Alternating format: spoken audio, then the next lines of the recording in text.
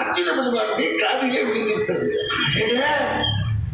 நமது காவலிலே சோதமா திருட்டா நமது நாட்டிலா இதுவரை இல்லாத செயலாக இருக்கிறது. மாதிரி சொல்லே என் காதிலே இடமில்லையே என்று சொல்வது. அப்படி இந்த அர்ஜுன பெருமானவன் தனது மாளிகையிலே இருந்து புறப்பட்டு புலம்பு கொண்டிருக்கப்படுகின்ற அந்த கோவில் நம்பியார் எதிரிலே வந்து நிற்கிறாராம் அர்ஜுன பெருமானவர். கடைகாவலும் விஷயம்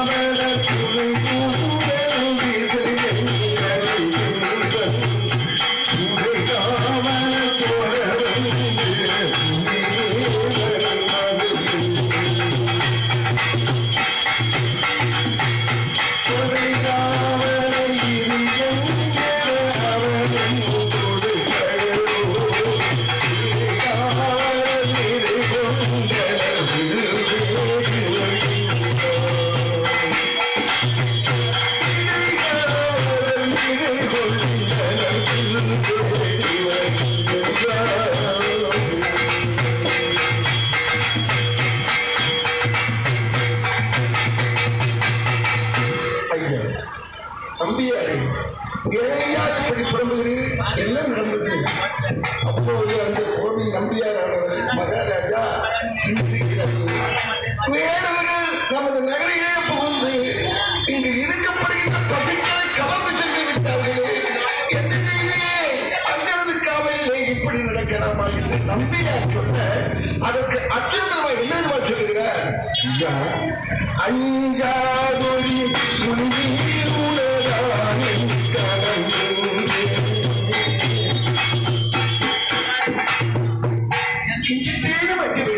அஞ்சாதீர்கள். இன்று அந்த ஆணின் என்று சொல்லப்படுகின்ற அந்த பசுக்களை நாம் கொண்டு வருகிறேன். வேடர்கள் இந்த பசுக்களை கவர்ந்து சென்றிருக்கிறார்களா? இன்று இரவே கவர்ந்து சென்ற அந்த நிறை என்று சொல்லப்படுகின்ற பசு கூட்டங்களை நான் திருப்பி வருகிறேன். அப்படி என்று அர்ஜுன பெருமானவர் அஞ்சாதொழி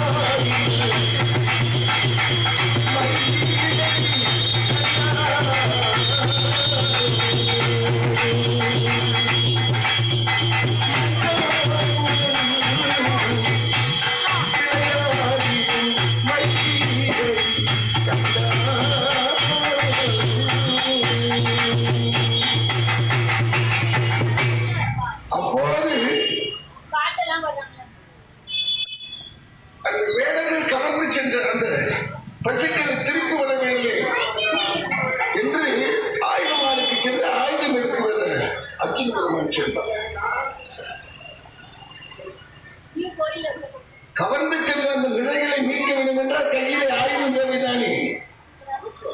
ஆயுதமானுக்கு அர்ஜுன பெருமான் செல்லும் போது அங்கு தர்ம சக்கரவர்த்தியும் அம்பராஜி தேவதாதேவி சந்திரகுட மஞ்சத்திலே வீட்டிருப்பதை பார்த்து விட்டார். மஞ்சாடுடன் மஞ்சாடுடன் விளையாடிடும் மயிலை கந்தா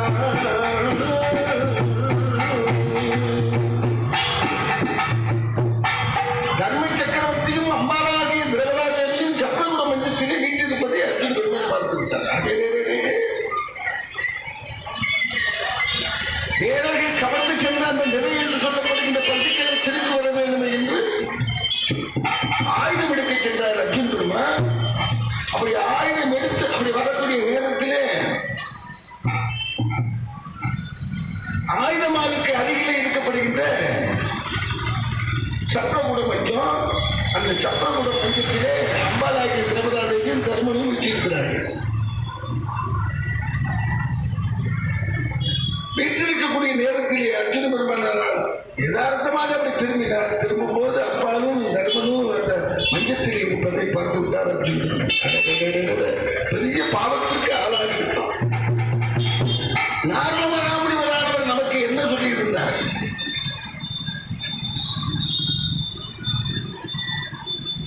அப்பா, சுந்தன் அபசுந்தன் என்று இரண்டு அசுரர்கள் இருந்தார்கள். சுந்தன் அபசுந்தன் என்று இரண்டு அசுர